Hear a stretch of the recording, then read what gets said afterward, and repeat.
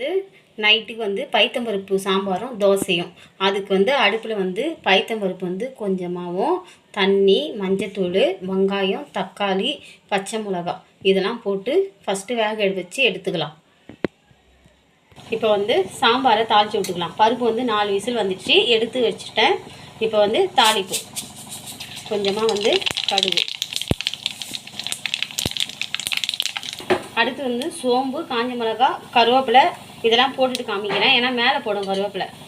இப்போ வந்து கருவேப்பிலை, காஞ்ச மிளகாய், சோம்பு எல்லாமே போட்டுருக்கேன். கொஞ்சமாக கொத்தமல்லி, கொஞ்சமாக வந்து குழம்பு மிளகாத்தூள்